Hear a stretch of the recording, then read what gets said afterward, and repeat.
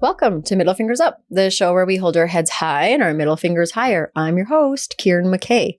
Today is an exciting sit down for me because I love when we get to hear inspiring stories of individuals who I believe have dared to follow their passions and carve their own paths to success. And today we have the pleasure of speaking with Poonam Toor, a remarkable South Asian woman who turned her artistic dreams into reality through the world of baking. From her humble beginnings in her own home to the thriving bake shop she now owns, Sugar Shimmer, Poonam has captured the hearts and taste buds of many with her charming creations, particularly her creative cookies. So I'm looking forward to her experiences, her insights, and the sweet success that has defined Poonam's career. So let's give her a warm welcome. Welcome. Thank you for being here with me today. Super happy to have you. Thank you, Kieran. I'm happy to be here too. Yay. It's finally happening. I got to meet you well before COVID through my sister-in-law who had bought cookies through you. You made them. I remember it was my brother's 30th birthday and we were like, oh my gosh. And then she's like, and she's an uppity lady. And I was like, what uppity lady bakes like this? I've never seen this. And you have made so many cookies. I know you do cakes and all sorts of things. Your cookies are my favorite. You make so many beautiful cookies. You did the MFU logo for us when we turned 1 last year. You've done portraits where you have made the faces of my friends for their birthdays. It's amazing. You know, people need to get on your site and check out the work that you do. And it's all done by hand. So I'm just glad that we finally have had the chance to have you here today because I love talking to you. We talk when I pick up the cookies. We talked a lot before the recording. And I'm really excited to hear from you about how did you get to where you are today? So that's going to be a fun conversation. So basically, when being a truck driver, that's what I did when I came to Canada. After driving a truck, then I conceived my kids. And to keep my devil workshop at work, I had to do something. So I started baking, basically baking for my mother-in-law. Oh. Because she's totally vegetarian, right? So when you're vegetarian, back in the day, we never had vegetarian cakes and everything. Yeah. So that's why I started baking for her. And then slowly, people started ordering and slowly. So started with cakes first. And then I saw people doing sugar cookies. Mm-hmm. I'm like, what is that? And through a lot of experiments and everything, that's how I got into cookies. My first cookies were okay. And slowly you start developing your skills. And that's how I ended up getting into sugar cookies. Do you remember the first time you ever made a sale? Like what you made the first time? Was it a cake or something? No, the cake was the first thing. Was that the first thing? Yeah. I made a shoe. Oh. Adidas shoe. Yeah. And she was one of her friends and she supported me. And then that's how the journey started.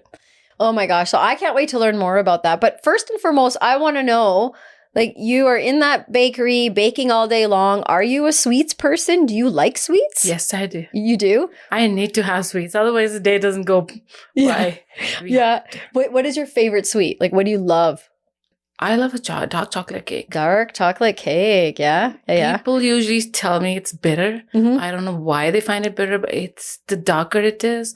Ganache, it's so good. One slice does it all. Do you make that? Do you make it as well? Yeah, I do. Yeah. But I do it, like I have a ganache thing too, but it's not ganache, but it's quite close to ganache. But when I have to have it, for my family, I just take dark chocolate cake with ganache. Oh yeah, it's so good. That sounds so good. So Yum. I love going. By the way, congratulations on your bakery, your location. I had an opportunity to go I think just before Christmas to pick up the cookies. It's so beautiful in there. Thank you. So that must be a dream come true to have your own shop because you were working at your home for so long. Yeah, I started from dining table. From dining table, I had no idea that there was something known as Alberta Healthcare, who I'm a kind of certified kitchen. And so I went because I had to get Alberta Healthcare certified kitchen. Right. Yeah. So they told me so much space is needed. And so I moved into my basement, got everything done. And that's how I came into Oh, Full Power. And it's like a little family run shop because anyone that knows you and gets to go pick up the cookie, sometimes you have one of your kids at the door, sometimes it's your mother-in-law. And so whenever I talk to you, I learn so much more. And I hear that your whole family in some way has helped over the years with getting your orders done or maybe helping in the house so that you can take care of the baking and all that. So I think that's so cool that you all work together. Without my mother-in-law and my husband, and now my kids too, I could not have been where I am right now, because it takes a lot to run a house, right? Mm-hmm. And when you're working from 9 a.m. till 3 or 4 a.m., it's impossible to leave your work and then do the household work, right? Yeah, and everything. It's not possible. I had to run down to pick up my kids. It would take me 1 hour at least. And the 1 hour is gone. Yeah. And then to get ready and everything, then another half an hour. Yeah. Then you're getting back to work. It just eats your 2 hours, right? Yeah. Just to go and grab your kids. So, working continuously. Yeah. It was hard. Aw. So you mentioned earlier your mother-in-law was a big inspiration that got you into baking. Mm-hmm. So what does she think about all this? Because she lives with you too, right? Yeah. Yeah. She's very supportive. She always tells me, I cannot be so inconsiderate, right, towards you, that I do expect you to work all the time and then come and make food, look after the kids. To be honest, I am sleeping every day till 10 a.m. I don't even know when my kids go to school. Seriously, she packs her lunch. Oh. She does everything. My husband takes care of everything. I don't have to do a lot with the house. Oh my gosh. I'm just working. That's amazing. I mean, you do a lot, and I'm sure they would say you probably still do a lot with the house. But what I love hearing is it's such a taboo in our community when daughter-in-laws and mother-in-laws don't get along. And I think probably in a lot of cultures, there's that divide. Daughter-in-laws and mother-in-laws always have problems. I love hearing that you and your mother-in-law are so close. She helps with the whole idea of baking. She supports you. Like, how do you two have that kind of a relationship? How did that happen? Okay, so that's a long story. So before I came to Canada, I actually moved with my mother-in-law before my marriage even. So, but my mother never had a problem. My parents never had a problem. Because my mom used to live alone, right? And my husband came to Canada. So I said, Mom, can I move with you? She says, sure, because she's alone. And because she's going to be my mother-in-law. And why should I not be considerate towards her, right? Why do I want her to be alone?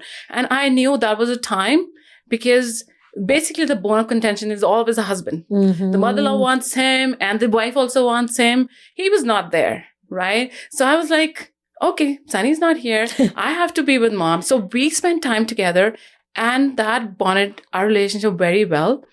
I used to be mad, but my mom knew, right? I was not mad for long. Yeah. Like when you're together and you knew people, yeah, she's mature. I was not that much at that point of time.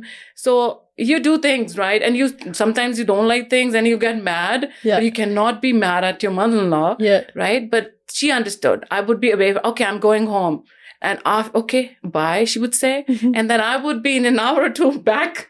Right? And she knew that she will come back. Yeah. Right? I'm I do not keep grudges or anything, whatever. Even same with her. Yeah. She has a way bigger heart than me. And same as my husband. They both are awesome people. Knock on the wood. Yeah. Right? Well, every time I see you always talk so highly of your kids, your husband, your mother-in-law. And I can tell that you guys have a really nice bond together. And, when we work together and help each other, we can accomplish so much more. Like here you are now having your own bakery.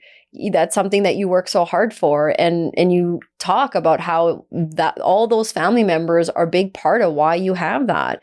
And I think that's really nice to see, because sometimes we don't see that in our own families or in our community. And it's amazing when you can come together, like how much you can accomplish and achieve. So how is the bake shop going? Bake shop is good. Yeah. I'm still doing custom, but slowly getting into a cafe mode, right? Mhm. And we're looking at a coffee shop. I mean, the background is still so much has to be done, Yeah. right? Yeah, So- it's such a beautiful space. There's lots you can do with it. I can't wait when it becomes a coffee shop because I think it's a really cute place to come and hang out, get your little baked goods, and that the community you're in. It's so boring in that it's warehousey and stuff. So imagine all those people that work there, how cool that is for them to be able to go grab the coffee and a little sweet or something. Because there's not a whole lot going on in that area. It's all the Bay Area, right? There's lots of bays and all, and There's all a that. lot of mechanics and Yeah. It's not fun. So it's cool to have bright, bakery sitting there. So I think that's awesome. That's great. I do get visited by a lot of mechanics and a lot of other people. My neighbor is Things Military. Yeah. So a lot of people who come there to buy ammunitions and everything. So they come by too. Ammunitions and like cookies, hey? Like who would have thought? Actually, speaking of ammunition, I learned something about you today. You and your family love hunting as well. Mm-hmm. You're big into shooting guns, and you were telling us about your son and possibly entering competitions and what. Yeah. We're planning on sending him to, we will have to train him first. So my son went for clay shooting, speed shooting recently. So he was there's a word called thud or something. Yeah. So it's an automatic thing. You just have to tell pull. So once it says pull, the skeet comes out and he just gets it every time. Wow, good His aim is so good. Yeah. We were amazed. So the guys over there, they offered that they will give him training. Oh, nice. And probably he can reach Olympics the way he's so good. Oh, wow. That's amazing. He started when he was 3. Wow. Yeah. I have had, when he was that little, he used to hold his gun sitting down. Yeah. He could not hold on to the whole gun. Yeah. He used to sit down and my husband or I would throw the skeet and he would You get it. all the time. Yeah, I'm that's so cool. Oh my God. He's so good. I love that. I think that's awesome. And I think it's kind of cool to hear that you guys are doing a lot of education, teaching, and if that's a skill he has, why not? Yeah, because to be honest, a society that has guns is a polite society. Yeah. Right? Because everybody knows everybody's carrying, nobody is doing anything wrong. If everybody was carrying guns, probably if somebody's thinking of shooting somebody, that person will know. Yeah. What will happen after that? Right. So right. everybody's going to be polite to everybody. Yeah. Right now, one has the gun, and other people they don't have it. Right. So they can shoot, go for a shootout, whatever. When there was an incident for the schools, if they knew the schools had people with guns, nobody would dare go in there because they'll know if I'll shoot, I will get back also, right? Yeah. So definitely it makes it polite. But people, when you don't know, when you're not dealing with, when you're little, it will, you will be always afraid of it. Yeah, for sure, right? That's my goal one day is I'd love to be able to shoot a gun. That is like on my list of going and doing. I kind of want to try that myself. But make sure you get training. Yes. That is a must because the first thing they tell you, a finger out of the trigger, right? So most of the handgun or the guns are made that way that we put our index finger right away in, right? And people who have achieved not to put their finger in, that's the main goal. No matter, even if I or somebody else or who's been into guns a lot, right? The finger just goes in somehow. Yeah. But you have to achieve, or you have to like tell your body or not to do this. My son, you give him a gun, the first thing he's going to check is it empty or not? Most of the people don't. Right. So a lot of sad things happen with that. Yeah. He'll always check because my husband made sure that he was taught when he was 3. Yeah. And he again and again he tells, okay, finger out of the trigger, out of the trigger. So now that's become his habit. Right. Right. Yeah. And he will never put, and he'll see first thing. He was at shooting range. The guy was there. The instructor, The instructor gave him the gun. He says, there was an adult standing next to him. He took the gun, but the moment my son took it, he just opened everything to see that there's no ammunition in it. Yeah. So he was like, oh, that's right. Yeah. And we as an adults, we miss it. But when he was little, he was taught that way that he knows this. Right. Yeah. It's like a habit now. Yeah. He will not miss it. Like you said, the repetition, right? Back and forth and Mhm. stuff. Okay, so let's talk a little bit about your artistic talents on your baking is like mind-blowing. Like I said, when you did those portraits, I remember you doing a friend's face. And then I remember my friend for my 40th birthday got my face on the cookies. And I was like, oh my gosh, this like, how do you do this? So I'm curious if you could create a cookie that was inspired by maybe a famous painting or a piece of art, like what would you want to do? Like what would it be? How would you make it? Oh, a lot of things. A lot of things. But right now, it's not what I like. It's like whatever I get my clients to do things. Totally. Right? Yeah. Right? If I had to do, I would do a lot of artistic work on What would you do paintings. though? What would be the first thing if you could do? What would you do? I would work on more on portraits. Yeah. In my college also, I was more into landscapes and all those things. Yeah. But not into portraits. So still, I feel that I should do work on myself on portraits even more. Right. I was always into landscape. Every time we had an assignment in arts college, that's where we had landscape painting. I mean, some people were into still life. Yeah. I was into landscape. Yeah. It's very clear. You're so good at that. Okay, let's take a second and go do our middle fingers up, and then we'll talk a little bit more about how you got to baking. So, what do you want to put your middle fingers up to today? I would put my middle finger up to how people are not considerate towards other people when they put so much hard work into work and still they find faults and they're trying to put you down. Yeah.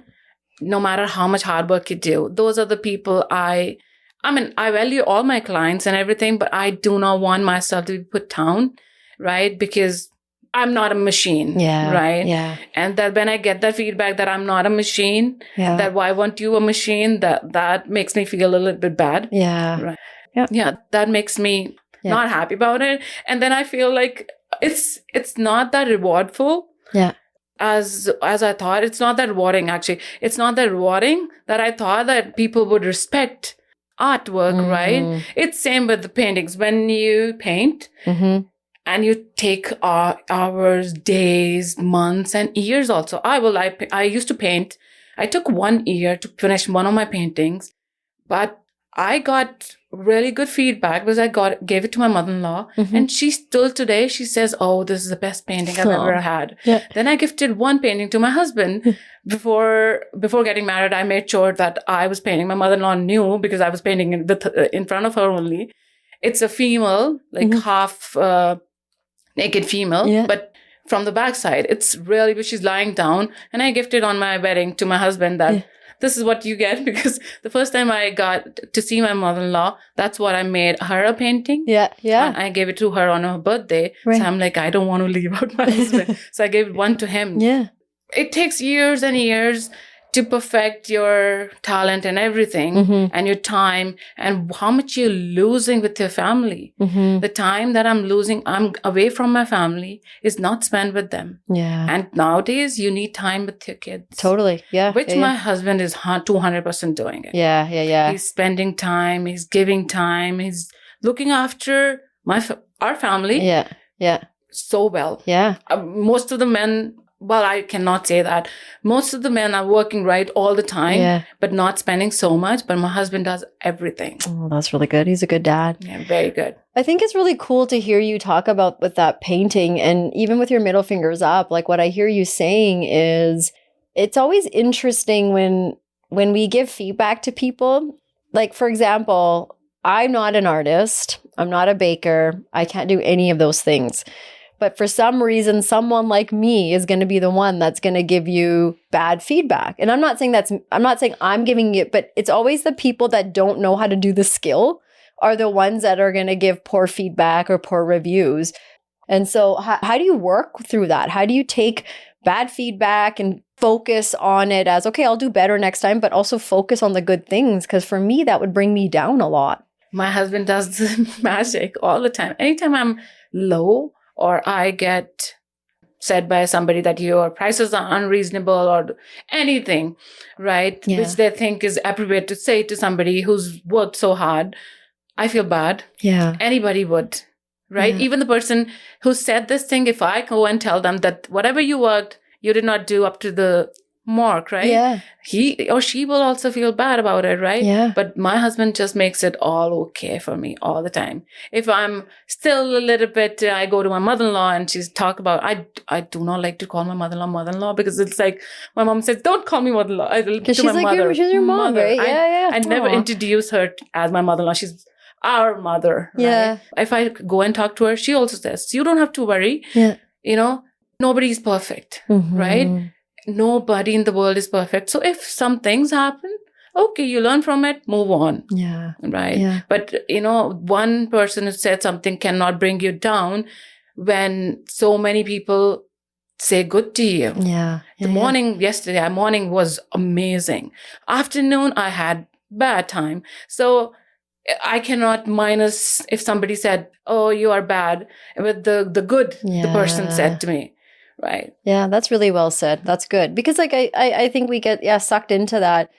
I mean, it's easy to think about the bad and feel bad. It's sometimes harder to feel good or focus on the positive. And so I hear so much about how much your family is like your anchor and your family is such a big support. And I think that's amazing. Because of them, the rest of us get to enjoy these amazing cookies that you make. So thank you to your mom. Thank you to your kids. Thank you to your husband, because we're benefiting from the beautiful, beautiful work that you do every day with the cookie. I always focus on the cookies, but again, I know you do cakes as well and other amazing desserts that you brought today for me as well. So hope you enjoy them. Yeah. Well, we always do. Like always do. Your cookies, I always tell you, they remind me of one of my favorite desserts, which is sugar pare. And it's a tradition that we always only really get around weddings and special events. And so whenever I eat your cookies, I'm like, it reminds me of having sugar pare at like a wedding or what. So good. So good. I love it. That's a good MFU. I have one too today. I wanted to put my middle fingers up to, and it's funny because this is what I had, and you mentioned it before we started recording, brain fog. Oh my God. Lately, my brain feels like clouds inside, and I have to write things down more to remember. Or, someone will say, hey, I told you that. And, I'm like, you did? Like, I don't remember that. And it reminds me of, I don't know if you remember this, but when we were pregnant, there's like, that was a really bad brain fog I had during pregnancy. And then after that, and I know I'm not pregnant, so that's not what it is, but I don't know if it's part of perimenopause or these hormones or what is happening, but it's very hard to sometimes think clearly or remember things. Mm-hmm. And so I don't know, like you're in your 40s too. Are you going through that at all? Yes, definitely. Everybody does. And if people think no, they are. At a certain point of time, you get that brain fog. I also forget stuff. I call it a short-term memory now. Yeah. That I just remember and then I forget. I have to write down because if you don't write, it just vanishes out of it. We've handled so much, for 40 years. Yeah. That how much a brain can take, right? It's true. You're talking about COVID and all that, right? And I'm always under pressure. Yeah. One after the other. Women especially, all women are under some kind of pressure. Yes. With the way everything is now. Yeah. Like if you've done cooking, you have to do laundry. You've done laundry, you have to do cleaning. It's so much. It is a lot. I agree. We're taught that from a very young age. Like our job is to take care of everyone before we take care of ourselves. And even if we have good husbands and good moms and good family members that say, no, we'll share the load. It's just in us always to feel like I have to take care of everybody around me. And it's hard because then your family members get mad because they're like, well, I didn't tell you to do all these things. And in my head, I'm like, I know, but I feel like I have to because that's who else is going to like take care of you in that way. Do you have any suggestions? Like, what do you do to deal with your brain fog? You have to relax. It's so hard to relax. But you know what? I think it's natural. It's a way God made. Yeah. Right? To slow down. Yeah. We've been on a higher pace for 40 years. Yeah. Just calm down, slow down. But then when you're having a business, it's not easy. Yeah. How do you do that? Because you have to write down everything. Yeah. I forget stuff too, but I have a lot of great clients. Yeah. They understand that, I can forget too. Yeah. I'm a human being. Right. Yeah. Have you had some like crazy stories about forgetting or your brain fog making you forget something? Oh, but that time I was in my 30s. I did forget. I forgot somebody's wedding cake. Oh my gosh. What happened? And she called me at 3:00 and the cake was due by 6. She said, "Oh, my cake is ready. Can you send me a picture?" And I was like, "Which cake?" Because it was a Saturday and I had few cakes due on Sunday. So the only cake I had to make was a 10-inch, but I had 8 and 6-inch in my fridge. So and luckily the same flavors. And I made her cake, but 10-inch I gave her fake. Yeah. And I told her a story and she bought my story. Oh my God. But it was a gold work on it. A lot of mold work was on it. My family helped me because I cried. They said, "What happened?" My husband came home. "What happened?" I'm like, "This happened." So everybody helped me. My kids, my son knows how to make the buttercream. My daughter knows how to do sugar cookie dough. Oh man, so I love it. They've been helping me, like what to do, right? They helped me. So I've taught them that this, just in case in life, you never know, you should know something. Yeah. So they helped me in getting the mold work done and everything. Right. I painted it gold and everything. I had the cake ready by 6:30. They said the timing is 6:30, so I reached right at 6:30. Yeah. But I told her cake, the 10-inch, it's fake. Yeah. So I'll get her cake. I baked the cake in 3 hours with cold and everything. I made everything and I got it. I went to deliver it again. Yeah.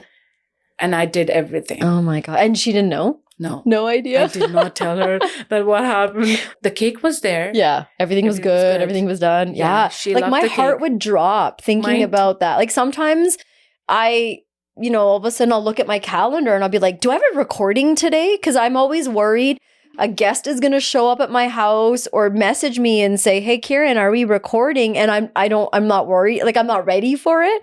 So I'm just thinking about this cake and it's someone's wedding cake too. So it's not like, what are you going to do? So that's incredible. So then maybe those bake shows are not, sometimes I'm like, I wonder about those bake shows when they have to make these big cakes in like 6 hours or 8 hours or 3 hours. I guess it is possible then. A lot of what you see on the shows, I shouldn't be saying that. Yeah. It's pre-done. Oh. Right? So if you see there's structures, they are made before. Because I've never been to a show, but somebody went and told me that local people get benefited because they can build structures and they can put their cakes on it. When you're flying from here to Vancouver, Toronto, or Montreal, you cannot fly with those big, huge structures. So you lose. Wow, that's interesting. Yeah. Is that something you'd ever consider doing? Like, how come you're not on one of these shows? I was called for Christmas Cookie Challenge a couple of times. I did the interview, but then, because I do not celebrate Christmas as most of people do. Yes. I was not chosen. Yeah. Yeah. That's hard too. Like representation is such a big deal. And one hand, I'm grateful that because we're seeing a lot of our community in the movies, on media, on TV, doing really well.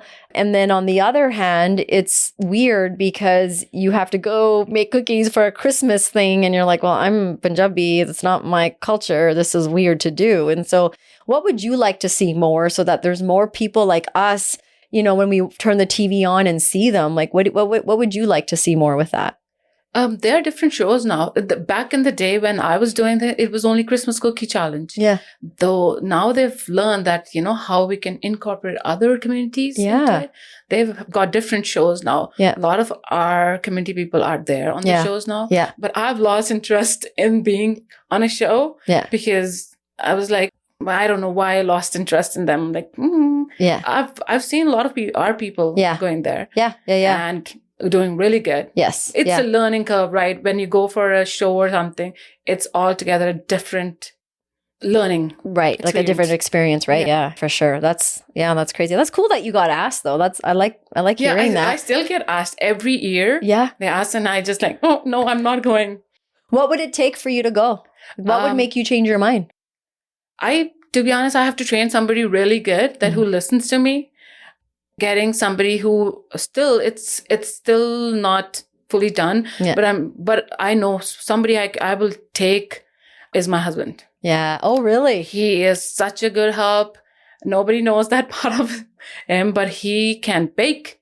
He can tell me things that is wrong or right. He'll tell me shortcuts. He'll tell me so many things that I, being in the baking business, don't know. He tells me, okay, if you do this, you can do it better. Wow. And if you do this, why are you putting in so much hard work when this can be done even better way? Yeah. So he's told me so many things. So that's so funny. I was going to ask you if you could bring any kind of famous person or anyone living or not living, it sounds like, would it be your husband that you would bring with you? Definitely. Yeah. So and he understands what I go through. Yeah. So he supports me. First, the biggest reason why I would like to have it, because I'll get anxiety. Yeah. And he's going to calm me down to that anxiety. And I need that kind of a person with me who calms me down, because it's not easy. Baking is easy when you're just doing for yourself. Yeah. Or your family. Right. When you have to do for a mass, for a lot of people, and they expect you to be super perfect, it doesn't come without anxiety. For sure. I'm glad you brought that up, because there's so much research out there that says baking is so therapeutic. Mm-hmm. But it makes sense what you're saying. Like, if you're doing it for your own therapeutic reasons, that would be a little bit different, because baking can bring a lot of mindfulness. You're doing a task from start to finish. Mm-hmm. People who have anxiety enjoy it, because a lot of people with anxiety, a lot of it comes from the lack of control around us. So baking is an example of, again, start to finish, you see a product in the end. But you have a good point. It's different when you're doing it for that versus you have a wedding to produce this wedding cake, or a kid's first birthday or something that's very, very important. I would imagine there is a lot of anxiety of, like I remember one time I ordered like 300 cookies. I was leaving my job and I got those hot air balloon cookies, and I'm pretty sure I had 300 of them. And so I can imagine that's one order. You must get so many of these. And so, it would feel stressful to be on a time crunch for sure. It's a lot. You have to be, if I'm not able to do, I make sure I compensate my night sleep. Yeah. So you're working at night too. Getting into the bakery, the only biggest thing I've got is my sleep. Yeah. But when I was at home, it was a never ending work. Yeah, because it's so easy to not sleep because you're right there. So then you keep doing it, right? Mm-hmm. My gosh. So what do you, this is a mental health, podcast too. So like, what do you do to manage your mental health so you can balance your job and be a mom, be a wife, be a daughter, and as well as have the successful business? Like, how do you manage your well-being? I just, usually I talk to my husband, talk to my family to calm me down, or go out for a good dinner. Yeah. That just makes me okay. Yeah. Right. Yeah. That's the biggest thing I do for myself. Even at the dinner, I'm thinking, you just do not forget. You're still thinking about, I have to do this. Hope I answered this guy. And you forget stuff. You forget answering people. Sometimes somebody texts you and you're looking at the text and somebody calls you. Yeah. And your brain just went to their call and whatever they're doing. And you forgot about the text. Yeah. And people think, she doesn't want to do it. Right. Or maybe. Yeah. Right. And if she did not answer, she's not doing her work properly. Yeah. It's not that. You're human. Yeah. Things happen. That's why we are not able to respond. I'm doing a business. I have no personal issue with nobody. Yeah. If I forget, I've had clients that they're like, okay, can you answer me? Then I'm like, okay, thank you. Because sometimes, thank God there's an unread. You can swipe an unread thingy. Yeah. So in case I'm not able to answer them, I do unread so that I know I have to answer them. Mm-hmm. And because you're juggling so many things, it's hard. Yeah. Yeah. Right. And the moment you take off your head from something is definitely going wrong. There's a lot going on. Hey, right. Do you have any other wild stories in the kitchen with like things that you were trying to prepare and didn't go well, or maybe like you tried something for the first time and it didn't go well? A lot of baking is totally science, right? It is, yes. I'm still looking for different good recipes all the time. A lot of times we get goof ups. Yeah. And when you're teaching, oh yes, 100%. Yeah. Yeah. A lot of people do hanky-panky stuff and a lot of people What surprised you the most about you? What have you learned about yourself through your baking? That I can actually bake and decorate. I had no idea, and I never thought that I'll ever bake and decorate. So that's never been something that you loved or do. No, so okay, I wanted to be an architect. Oh. When I was growing up, we still laugh at it. I wanted to make an igloo kind of house, where everybody can go around, and the igloo inside a igloo. Right. So that semicircle kind of a thing. So everybody has their door outside, but it's not opening out in total. Oh, interesting. Right? Yeah. So it would be kind of good for Canada because the air is not coming into everybody's rooms and everything. That's what I still laugh about it. Oh my God, that's so funny. Okay, so then when you go ahead. Yeah. When that's what I thought of doing when I was growing up. But being an artist, passion went towards the whole the art side, then towards the artistic side. So architect side. Totally. So maybe you answered this already, because I was going to ask you, when you were a little girl growing up in India, is like, what did you want to be when you grew up? Architect. So that was architect. Yeah. Mm-hmm. So drawing, like that was something that was always part of what you did? Yeah. And were there where did you learn that that's what you loved? Did you see other people around you doing that? Like, how did you decide that? My mother and my father both were into art. My dad used to do batik painting. Oh, wow. Right. But we don't even have any of his artwork. He used to gift it to his friends. Everybody has. We've seen his work, but we never had any of his work at home. My mom used to do wonderful portraits, but just pencil and paper. And that got into me. So when we were growing up, you know how they had arts class? We used to be there every time we had a competition. Okay, who's going? Even if I didn't want to go, all the class would say, tell Poonam to go. And I'm like, I don't want to go. Right. And they were like, okay, you are good at arts. You have to go. Then I chose fine arts in my grade 12 and then went to arts college later. Where did you go to arts college? Chandigarh. Yeah. And so still during that time, you would never have thought baking is what you would do. No, never. I mean, back in the day, nobody was doing that much baking. It's true. Now everybody knows it. Everybody's doing it some way or the other. Right. So looking back, when you think about growing up and, wanting to be an architect and then drawing and all this, like when you look back at the little Poonam, like what would you go back and tell her now about what you've learned about art?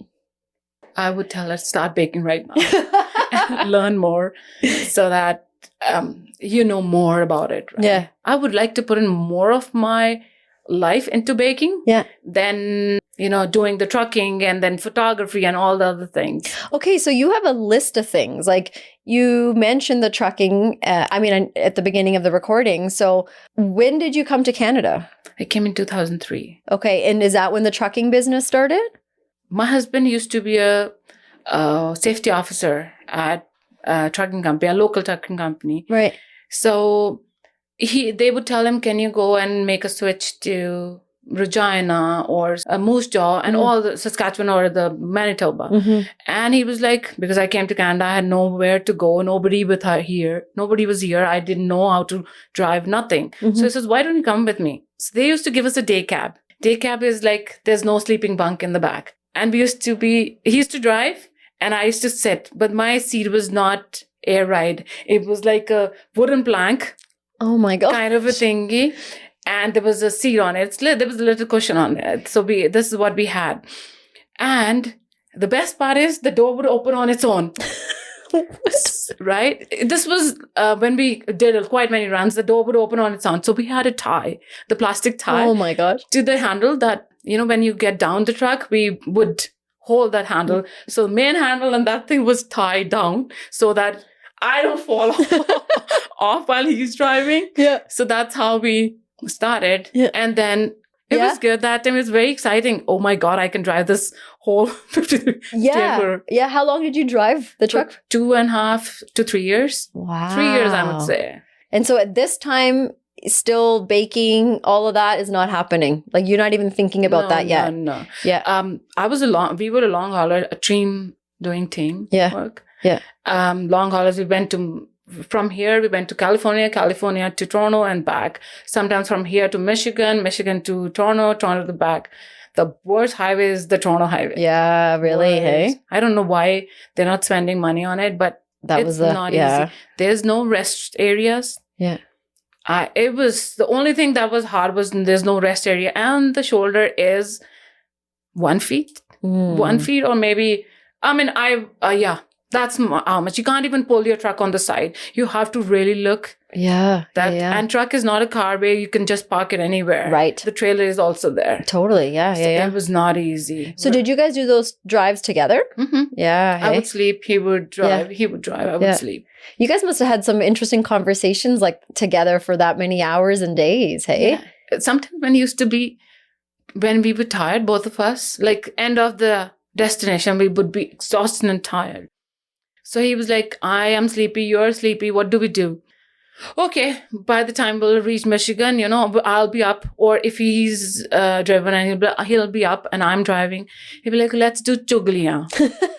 I'm like, okay, let's do chugliyan. And what? We'll bring out any damn topping and we'll start doing chugliyans on, like, we'll talk ill, good, everything, so that our brains are not getting to sleep, right? And we can be awake. We are awake, right? Right. And that's what we did. I'm like, okay, that made us pretty exciting. And we had friends, relatives, who name a person we did not do chugliyan. I mean, we did not mean anything bad to them. But you're just trying to stay up. Nothing personal. Yeah.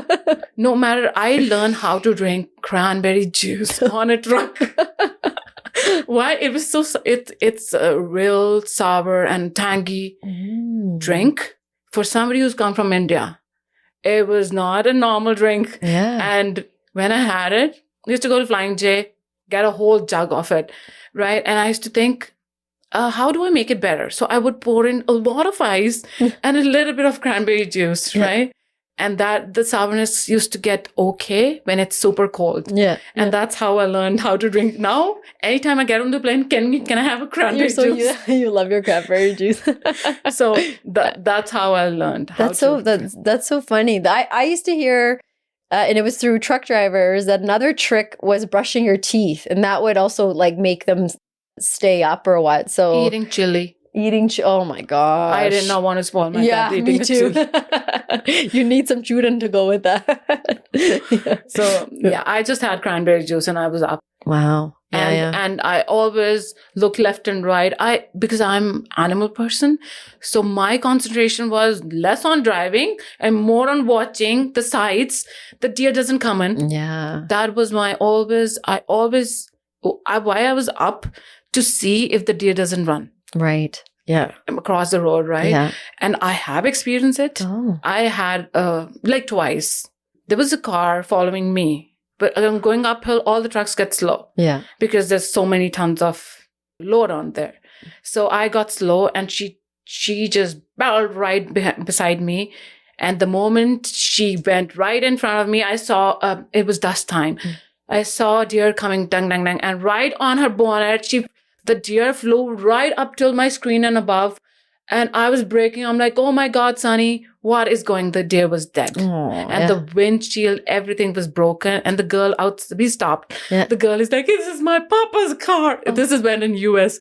This is my dad's car, right? Yeah. I'm like, yeah, good luck. Sorry. Yeah, that's why I was slow. If she was behind me, she would have been saved. Yeah. But she just chose to take. Right. Yeah. Wow. That's wild. And then one time, in Ontario especially, I had a Mrs. Moose, right? Right in the middle of nowhere with her baby. Oh my gosh. And you do not honk at them. Yeah. Right? Why? What happens? Well, they charge you. Oh, interesting. Right? And I'm like, I don't want to bug you because they're female. First, she didn't have any antlers or anything. So I didn't say her anything. I was quiet and I opened my little window. They're pretty big. Yeah. Some of them, they reach up to, if you put your window down, they can literally, like in your truck. They can. Wow. Some of them can go that big. She was a little bit shorter. Yeah. Right. And I opened a little bit and I'm like, can you move? So I did a little honk, not the big truck honk. I did a little honk. Can you move? You have a child. Can you move? And I don't know what happened. She just moved and the baby followed him. Oh my gosh. She listened to you. She heard you. Because I'm always on the watch, right? Yeah. That there's no. So I saw her. I did not see her instant, but I saw her. Yeah. And I braked, like I slowed down before I could reach her. Yeah. Yeah. That's wild. Yeah. And one time I was driving and we had all that, what do you call, you know how we get chicken in a case? Yes. Yeah. We had that full trailer, wow. but that is still light. It's not a big, huge load. Like it's not heavy load. It was full. It takes space, but it's lighter. So me and Sunny, we both were talking. And the doing deer, yeah, not to miss that part. So the deer just came in. It was again dust time. They move so much. Dawn also, but I was a never early person. So the deer moved right in front of it. I could not even stop. And I saw him. I was standing on the brake so hard because I knew the trailer is not going. It was summertime. If it was wintertime, I would have never braked, right? Because we would get killed. The truck would have jackknifed and so much damage would have happened. Yeah. So he came. I braked as much as possible. He went down, rolled up, and flew. Yeah. But I had my flashers on. I said to him, we have to go see if he died or what happened to him. Oh. Right? And then we pulled our flashers, went all the way back, and then came and said nobody died. Oh, so he was okay. Jeez. He saw. Yeah. Yeah. He saw the truck because I saw the truck and I braked. Thank God. I did not kill any animal on the truck. That's so, you guys have such a cute relationship. Like, spending all that time in a truck together and even like him helping with the baking and all that. How did you guys build your relationship to be this strong? Over a period of time, probably. We used to live in the same suburb. I mean, that's what because we grew up in Chandigarh, so it's sectors there. Yes. So we grew up in the same sectors. Yeah. And that's how we knew each other. Right. And slowly and steadily, we developed. So it was a love marriage, not an arranged marriage. Mm-hmm. Interesting. And sounds like the families were all okay with that. Yeah. Yeah. My dad was sitting in the house. We went for a roka. And my dad is like, this is how we always ask, hanky, right? Are they kind of religion they are? What background they have? My dad is asking that time, hanky, yeah. And I'm like, Dad, it's too late. Too late to ask now. Yeah. Whatever's happening, I'm getting married now. Yeah. And that's it. I mean, the family was inside that time, Sunny and Mom and everybody was inside. But Dad is like, come here. Who are they? I'm like, okay. Too late to ask. What made you guys want to immigrate to Canada? Like, why did you come out here? Before I met Sunny, before we were close, I knew him from a very, very long time. Mom had Sunny came from Australia. So after coming from Australia, he went for his studying there. He did his BBA. I think, not too sure about. And then he came back to India. And then Mom's like, you know what? You have to move out of. I mean, Punjab did not have, at that time it had a lot of terrorism and everything and calmed down. The terrorism got calmed down. But still, we did not have a lot of opportunities. So Mom says, you need to go back to some foreign land. Yeah. So she had already applied for Canada. Right. So he went he came through point basis back in the day. Right. Yeah. And that's how he came here. And then he got married and I followed him here. Wow. So did you want to come? Yeah, of course. Because, whatever I wanted back in India, it was so hard to achieve. Getting your gun license is so hard. I know when my husband had renew his license, the gun license, it was heck of a job. You had to know somebody high up to get your even license done. Yeah. It was hard. We used to go this was a chore. We used to get up every day. We have to go and ask the government office that, did you get the paperwork? Mm-hmm. It was every day. Yeah. Same place, same. No, not as yet. Oh, then we had to we had to get Jack done so that all this gets done. Right. Yeah. It was not easy. So I'm not. And then that time there was a lot of teasing. Teasing and this and that. I'm like, I don't want to live in India if I do not like, all this happening. Yeah. And I wanted things to be done. Yeah. Right. Yeah, whatever you want to. And when you want to do that, you want to do some kind of sports, you want to do whatever you want to do, right? For your personally or however. Things were not easy then. Yeah.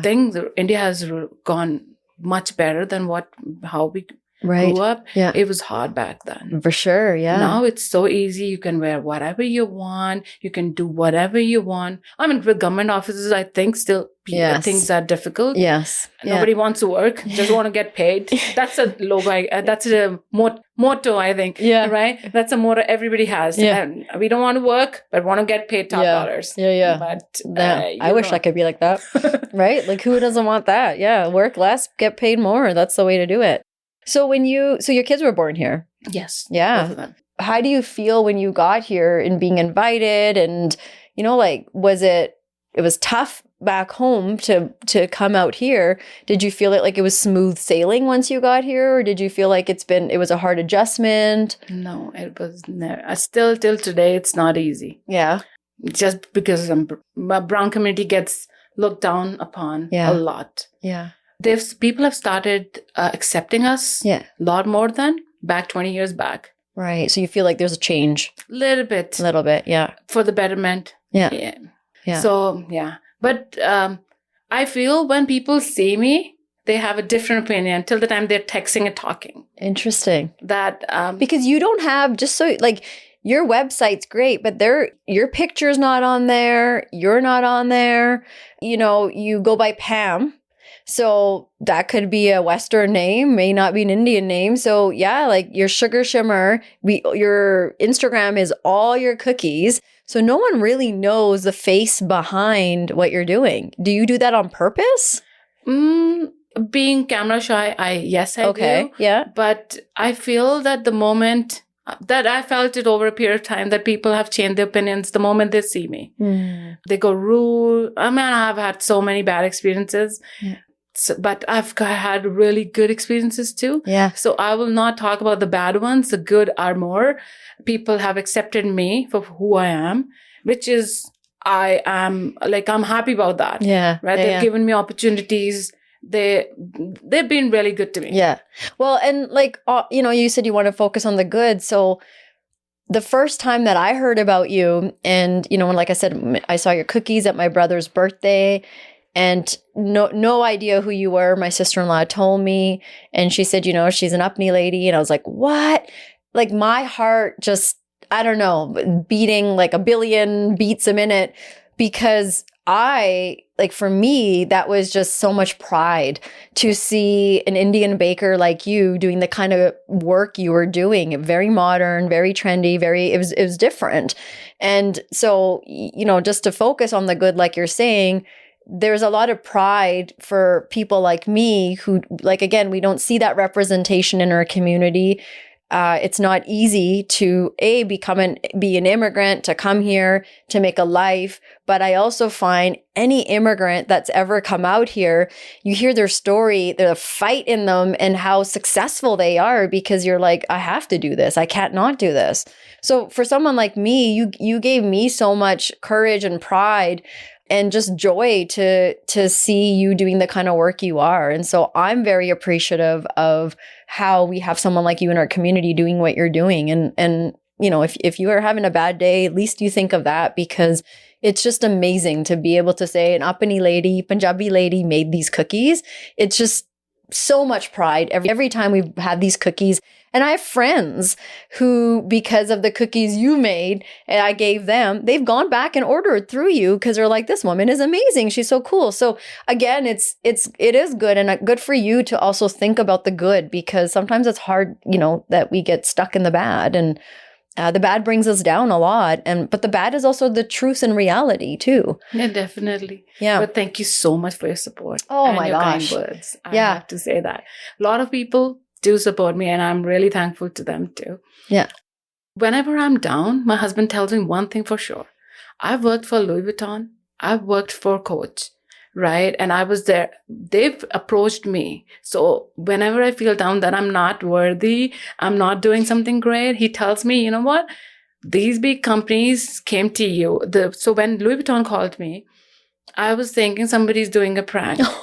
And I'm like, out of all the world, why me? Yeah. Right? Why would such a big company call me and tell me to do cookies for them?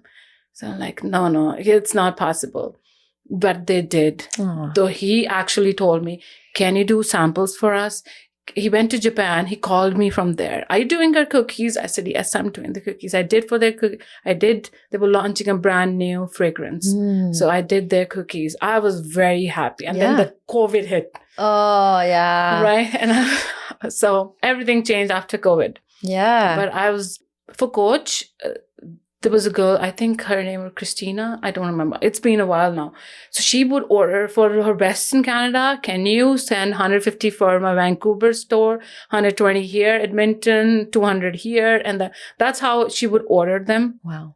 And I would continuously make cookies and cookies for her. She gave me a lot of support. So after that, I started feeling a little bit better. Every time I feel worse about myself, my husband, you have worked with the best of companies. So you should feel proud of them. I'm like, okay. Yeah. But I don't get it all this into my head. Oh my God, I don't do that. Yeah. I know. I'm really thankful to them that they chose me. Totally. Yeah. Right. I am too. And you like you have one more thing when you're down, if your husband's not around, remember this too. Like this Punjabi girl also has so much pride. No, I'm really grateful. So thank you so much. No, thank you.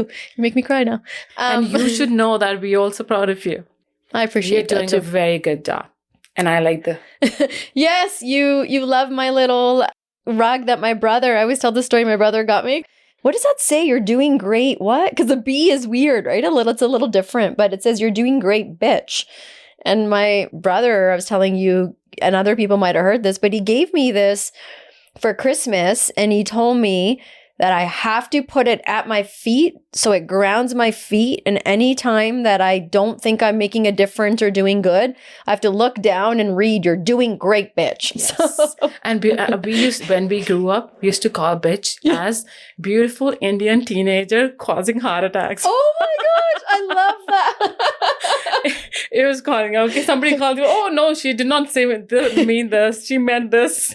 That's awesome. You see, again, find a positive in there, right? Because that's the thing, like we can let other people decide if they want to make our story for us, or we can take the things they do and flip it and make it our own story. And I love that you do that because it's easy to be brought down. It's so easy to be brought down, but it's a lot harder to stay up. And good for people like your husband that, remind you that all the time, that don't forget what you're doing and you're making a difference. And you're also inspiring other people from so many similar communities to think, okay, if you're doing it, then like I can do something that's my passion or what I love as well. So because you, like you said, this wasn't your career.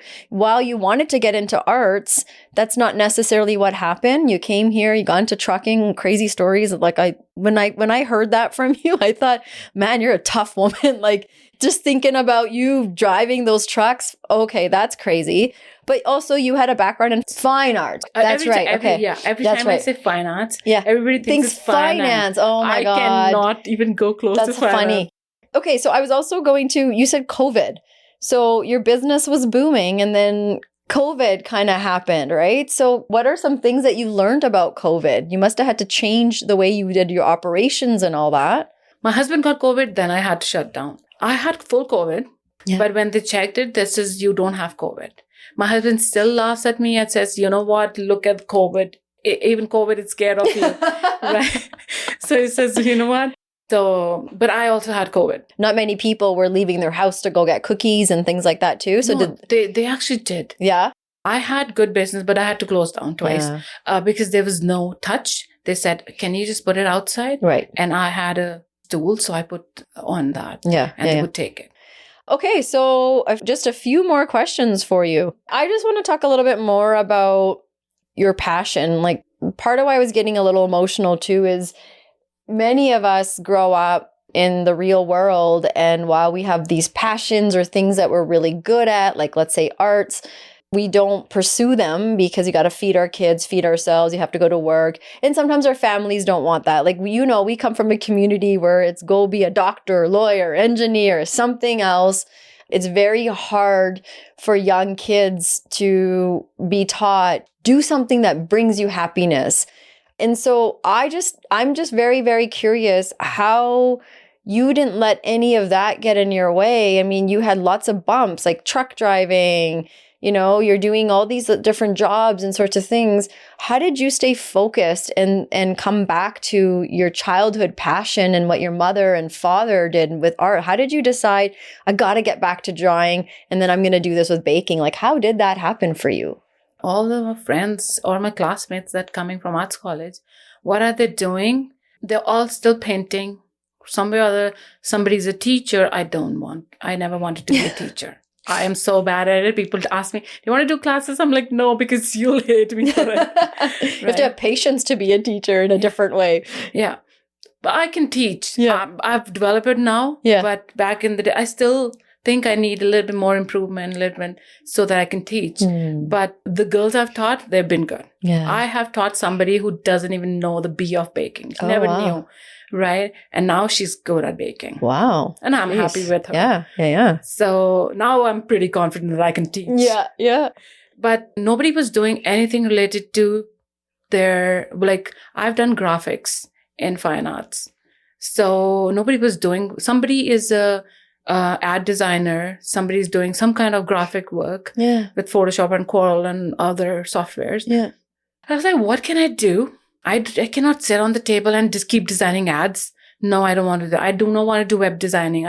Something related to my art, but I can accept challenges, and every day is a new thing. Even if I have to do a same cookie twice, second time is boring as hell. And I'm like, why am I doing the same thing? Yeah. I look for something different, right? Yeah. But I want a new challenge every time. Yeah. A new assignment every time. Not the same old work I cannot do. I know when you're doing graphics, you're doing different stuff, but it's same thing. Right. Same program. It's kind of the same thing, but still I didn't want to do it. Yeah. But I wanted to do a different, where I can show my art in a different way, where people can eat and it's not there all the time. Yeah. People can eat and appreciate it. Okay, I had a good thing. Yeah. Where it's tasty and everything. And for me, basically, it's different every time. Right. I'm doing somebody's number one cookie with a bunny. And maybe tomorrow I'm doing a honeybee, or Wednesday I'm doing a middle finger. Huh? Right? Yeah, definitely. So that's what I really wanted to do. Different assignments, different challenges every time. I wanted to have more challenging work than a normal routine kind of a work. I never wanted to be in a routine. Yeah. That's lovely to hear. But I mean, how did you keep doing that though? Like, how did you decide? Because to me, and maybe it's just me, but like, it's easy to give up. Like when you're trying to build this business and there's competition out there, and, sometimes we get in our head and we think, oh, I'm not that good. Someone's better than me. But you didn't stop. Like you had this like vision and you just kept doing it. And you had your husband, your mother, your kids all believing in it and supporting you. Like that comes from somewhere deep. That's passion in a different way. How did you never let that light burn out in you? I will give all the credit to my husband and my mother-in-law. Again. Look at you, you're so humble. Wouldn't even give yourself the credit. I'm such a negative person. Yeah. I get pulled down so much. Yeah. But they just lift me up. Every time I'm down, they're like, okay, no. He always tells me, no, you can do good. It's not that you're not doing good. Look at your work. You always tell me, from a dining table, you built a kitchen. And then when I was not sleeping, my husband says, no, you cannot do this. You have to move out of the house. Otherwise, I need you to sleep. Yeah. Just because you're passionate towards your work doesn't mean I want you dead, right? That's right. Yeah. He says, hey, you have to move out. He bought me the place, and that's how he got the construction done, everything, and that's how he just moved me in. So now I have help and I can sleep every day. I mean, the days when I am still, when the work is too much, still I'm when you forget and you got to make a cake in 3 hours. No. I don't do that never anymore. again. No, never again. So I have to be up till 1 a.m. or 2 or 3. Yeah. Depends now. How much? It's cookies. The cookies take everybody thinks, why are they so expensive? It takes me hours and hours to finish them. Because you're doing so many. It's not, again, one cookie.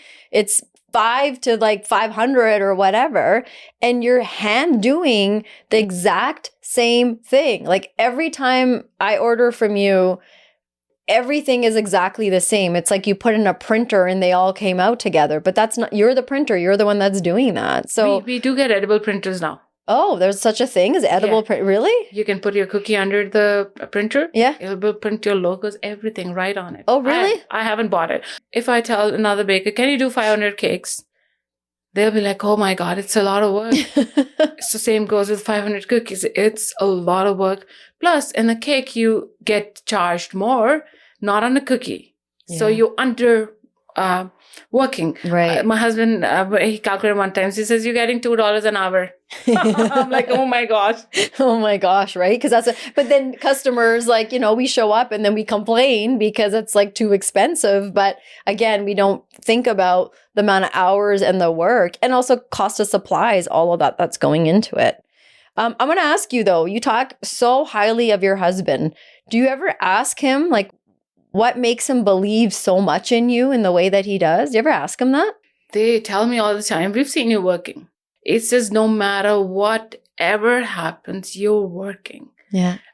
If we get into a fight and I'm not happy, I'm crying also, and still I'm working. So they've seen me how mad I am, right? And crazy that I still keep crying, but still I'm doing my work so that my client doesn't have to wait. Yeah. And if they have to wait, they'll be not happy. Right. So I try my level best so that they don't have to wait. And I sacrifice my like a lot of stuff. Yeah. The biggest one is sleep. I do feel bad at times. Like when you're not doing work, I feel bad that, I should have spent time. I did not spend enough time with my kids. So that guilt kicks in many times. And that becomes anger too at times. Why are you angry? And you don't know yourself because you think, like I think about myself, that I should be doing all this for my kids and I'm not able to do it. Mm-hmm. Sometimes I am helpless. Yeah. But thank God my family kicks in. Whenever I feel this, like I said before, I have really good clients. I have clients from when they got their, like that time they did not know me. Yeah. When they came to Canada, they had their first anniversary cake and still I have them till today. Wow. Thicks and thins, they've always said, okay, we've tried everything. You're the best. And they just get it from it. Yeah, I would agree too. I would say the same thing. That's so cool to have clients like you get to be part of the important milestones in their life. I'm sure they've had, other birthdays or big anniversaries or whatnot. And so that's so cool to be part of that journey with them. Hey? She's got 3 kids. Yeah, there you go. So baby shower, first shower, second shower, third shower, and their kids' birthdays every year. Yeah. So she's been really supportive. A lot of have been very supportive. Yeah. Some even say that it's really hard for us to go anywhere else. Yeah. Because your work is so good. Your work is so good and you're so good. Like just the person you are, it's so cool because you're not a machine. You're a real person. And I love that too. Like from the minute that I've messaged you, and by the way, you've always messaged back right away. So I've never had an issue. I just love supporting your work because of the kind of human you are. And it's really cool to be able to also watch your success and see what you're doing and then eat your amazing cookies at the same time and be like, this is so cool to watch and see, happen. So it's nice to hear that you do have those kind of clients that, are there and support you and whatnot, because I feel like you do the same as well. You know what it takes to have, your own business, a local business, and you want to support other local people around too. Like it's a community that you're part of. You're successful because you're also supporting other people's success too. So I think that's a really nice thing to see you do and give to the community as well. I always try to support other people as much as I can. Yeah, right. And I think it's word of mouth, definitely that works a lot. Exactly. I was going to ask you, what has been the most challenging thing to make in the kitchen? Oh, 3D cakes. And the people ask me for cards. One time I made somebody's Bugatti Veyron. Oh, wow. Right? And my husband still laughs. It's, you made a Daddu card. It's like you made a daddu card. That time I started doing baking and getting into the 3D. And after that, I'm like, I'm not doing anybody's cards because I'm going to make a daddu card. Bugatti is a big, expensive, one good card. My son wants it. But when I made it, I'm like, yeah, it looks like daddu card only. The daddu card, we call it beetle. Yeah. That's so cute. Yeah. That's awesome. My husband laughs about everything that I think, oh my God, what did I do? He's like, oh, yeah, daddu card. Yeah, so never again? You'll never do No. I try not to do 3D cakes as much as possible. I mean, somebody got a sushi bowl. I'm sure I can do those kind of things where you need a 3D print to actually do a 3D car cake. Yeah. Nobody thinks how much time it takes. If I have to make a blueprint and those things, and then you have to measure the door size, the car, tire size, and you have to do each and every tiny detail. Yeah. It's going to take me at least 2 weeks if I have to make a car. Wow. And the amount of charge will do, nobody's going to be happy to give that much. No. So it's better. Nobody's going to get $150 3D card. Yeah. Exactly. So, right. Yeah. You cannot make it. Then they'll probably get a daddu card. Has anyone ever ordered just a daddu car anyway? Like, I wanted this kind of car, a bug or a beetle, whatever. No, but they do it, but it's on a cookie. Yeah. Okay. Right? That I can do for sure. For sure. Yeah. But that's so cute. 2D, yes, I can definitely do. I'll put in a lot of details, but not 3D. Yeah. It's time consuming. Yes. I can make it, but it's so much time consuming because when you're doing it for the first time, you have to look at so many other things that you never thought about. Right. Yeah. So, it is like architecture, right? Like it's building in that kind of way. So I would imagine it takes a lot.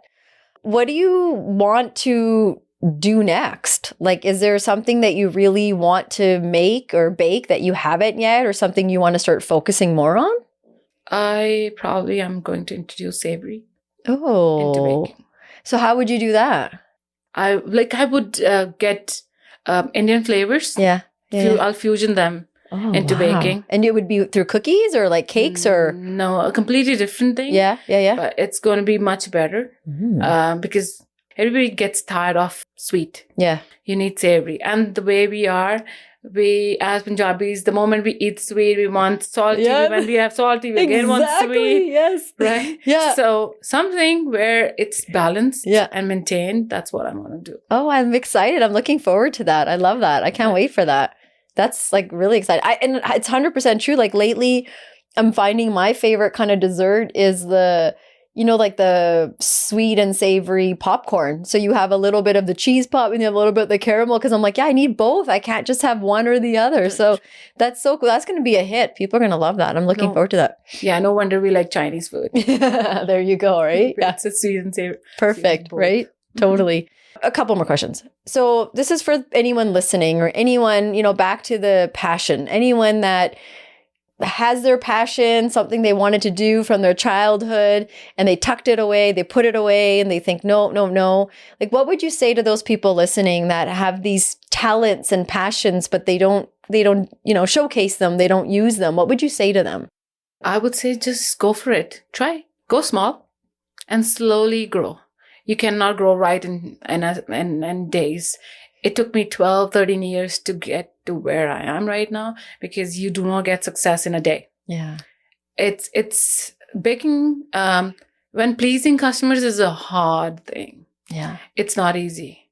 Yeah. You really have to work. You have to go beyond than whatever you're doing so that the other person is pleased. Sometimes it's even harder. I bet. Yeah, for sure. I'm sure. Especially because, again, like I said, when we order from you, because we don't have that skill, but we also don't understand what it takes to do that. So then we have these unrealistic expectations of, it should look this way, or it's got to be, this is what perfect is, or what. And I would never know how to bake or what, but then why do I give that kind of feedback to you? It's always interesting when we do that. Again, like artists, they don't never put each other's work down because they know there's room for different kinds of work and the amount of time it takes. But the rest of us that aren't artists, we're the biggest complainers about that. Everybody should appreciate everybody, whatever they're doing. Yeah. Less, more, whatever.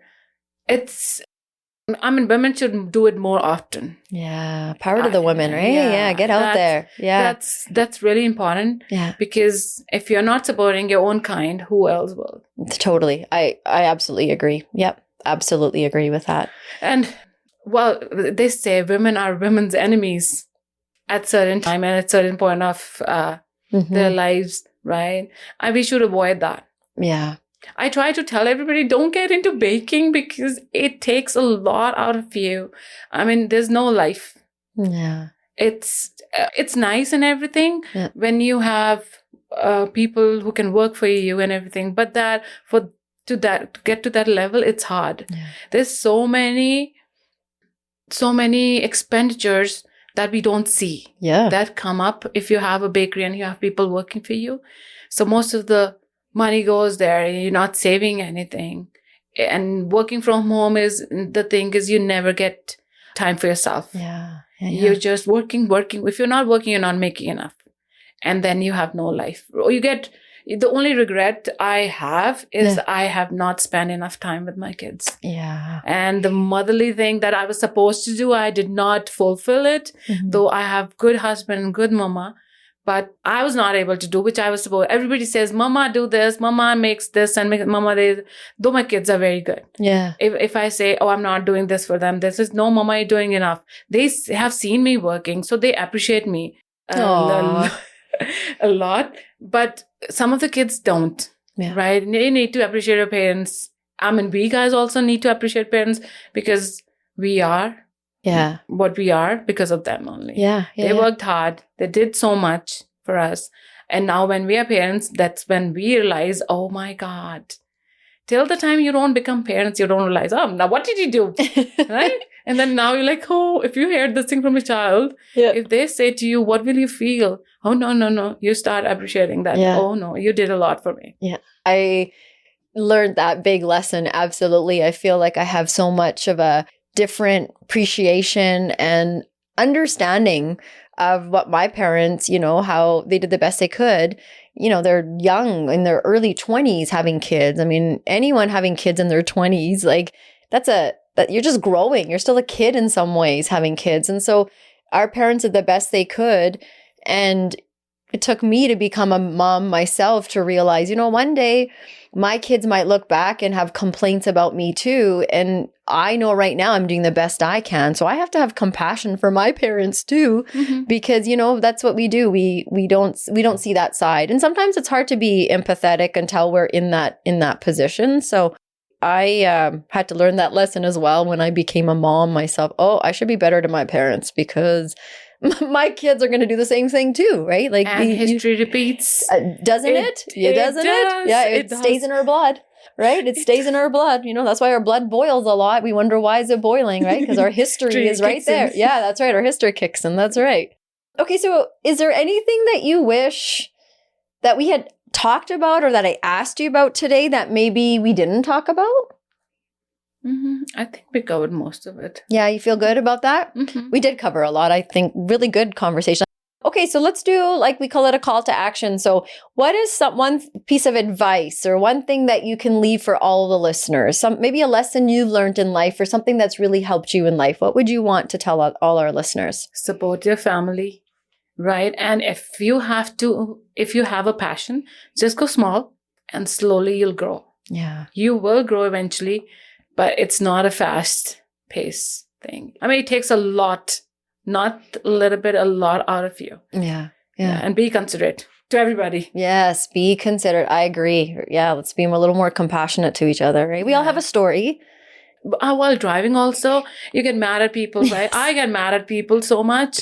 I'm like, what are you thinking? But my husband tells you never know what this guy or this girl is going through. Maybe they're going through a bad divorce, or might be the kid is sick, so he doesn't get mad. I still get mad at times when I see people, why are you doing this? Why are you going slow? Yeah. But he's told me all the time that, you know what, you have to be nice to people. You never know. That's right. Yeah. Sometimes with the foggy brain, sometimes you forget, you start thinking about something. So that's why you're driving slow. Right. I mean, if you're driving slow, move into the next lane, go ahead if you want to drive fast. Yeah. I drive fast. Yeah, well, you're a truck driver, so I know the culture of truck driver. No, our trucks were going. Yeah. You could not go more than 110. Oh, wow. Okay. So any downhill I went, I was standing on the You're like on the roller coaster with your hands up, right? right, so that I can reach by 120. Yeah. I have had so many fights or whatever you might call it. People are so mad at me because I'm not driving fast. I'm like, because my truck is governed. Yeah. I cannot drive more than 109 or 10, right? And I've had that many issues only in the US, not in Canada. Right. Canada is not more than 110. Yeah. The US is like, and then they're not thinking. I had one issue with somebody. So there's a guy whose truck is going to, but he's on, I think 100 or 100. Mine was on 110. I cannot go behind him all the time. So I'm like, okay, I'll take over. So I did. Corvette was behind me, yellow, and I still remember US, we were going through Michigan. So I was trying, and truck takes time to overtake another truck. And the guy was so mad. He was coming on the shoulder again and again. I'm like, I'm not doing it deliberately. And when I passed him, the guy was eating burger with one leg on the dashboard. And I'm looking at him. Why? Either you go slow or let me pass, right? And when I passed him, the Corvette came barreling down the road. Right in front, he braked. And I was standing on the brake myself. I'm like, you know what? Nothing will happen to me. I'll go. My truck is going to go over you. Yeah. Thank God we were empty that time. Yeah. If I had a full load of beef, I would have killed that guy. Not deliberately, but he braked right in front of you. And Corvette is really low. Yeah. I would have gone over him. Yeah. That's wild. People in the road, like the road rage. It's like, we forget, we think, oh, I'm the only one on the road. And we don't realize in the moment when we get so angry and all that, like the lack of safety, like we're responsible for everyone when we're on the road, not just ourselves. And that's hard when people like that just are inconsiderate. And that's why you're saying be more considerate to each other. Especially the truck drivers, because there's a lot of load. Yeah. I don't remember now how much load we were supposed to carry. But you know what? We brake, the load pushes us. And we cannot stop. It takes a while to stop. And we leave a lot of space in the front. And what other people do, they've left space for us. No, for us to brake, right? We need that much space so that we can brake, right? Not for you guys, so that you can just keep creeping like 6 in, right? cars in there, yeah. So it's hard. Yeah. And I've seen somebody with Corvette only right under the trailer, all dead and everything. And I've seen rolled over trucks. When the trucks are rolled over, then you realize, oh my God, how big, giant thing it is. You're going to end up being most likely okay, but the impact is going to be on other people because, we're not all driving in a big truck like that. So, and if it's summertime, okay, it's not going to hit a lot of people. But if it's wintertime, the trailer is going to come and jackknife. So however many, cars are there, it's going to take everybody. You've seen some of that, hey? No, not jackknife fully, but I've seen them roll over the rings. Yeah. When they're coming down, they've rolled over. It's like I was very close to getting jackknifed by myself, but I know how to fix it. So it was coming from Ontario. Somebody who wanted to drive a truck was sitting next to me, says, I want experience, says, I want to go. And I'm like, okay. So I was driving. Ontario's 100 something. And my trailer started going towards the lake. And he said, Pabi, the trailer is coming.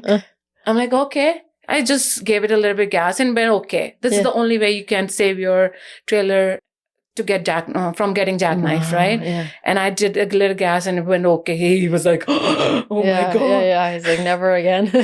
And I've heard when I started driving that Ontario, somebody went into the lake. He could not even open his seatbelt. He just died with his hand on the seatbelt. And I'm like, okay, I'm not taking chances with lakes around me. And it was, I can swim, but when it's ice cold, you cannot swim. Well, that was good. That was good advice in terms of, being considerate and thinking for each other and supporting our family. I appreciated that. So thank you so much for coming on. Where can people find you if they want to, order some baked goods through Sugar Shimmer? Where should they find you? I mean, they can find me on Instagram. I'm on I have a website too, and on Facebook. Yeah. So what's your Instagram? It's Sugar Shimmer. Yep. And I have another page for cakes. It's Black and White Bake Shop. Perfect. Yeah. So they're interlinked. You can find if you find Sugar Shimmer, the other one is tagged in my profile. Perfect. So. And we'll also post that too when we put your episode out. We will make sure that's also posted in case people want to get in touch with you. Other than that, thank you so much for coming and spending time with me. I really appreciated the conversation for 3 hours we had before we started recording. It was really nice to sit and cry with you. It was really nice to spend some, quality time to learn from you. And also you give a lot of inspiration. So thank you for your time. And also, I just want to say to your husband, Sonny, sometimes in our community, it's hard to see the men supporting their wives, brothers supporting their sisters, fathers supporting their daughters. And it's nice to see him, he's also raising a son and daughter. And it's really nice to hear that a man from our community is so hands-on. It's not, I'm the man. So this is the way we all work together. It doesn't matter if you're man, woman, who you are. We're a family. We help each other. And so just lots of, support and thank you to him as well, because he's being a really good role model for the men in our community. And please make sure you pass that on to him too. Definitely. Thank you. Thank you for having me here. I had a really good time. Perfect. Me too. Me too. And please go out and order some baked goods from Sugar Shimmer. You will not be disappointed. Amazing food, cookies, treats, all sorts of desserts. If you think it, they can make it. So anyone else listening today, thank you for your time as well. These conversations are door openers. If you want to contribute to this conversation, if you have questions about it, you know where you can find us. Please reach out. We always appreciate your feedback. Thank you again. Thank you.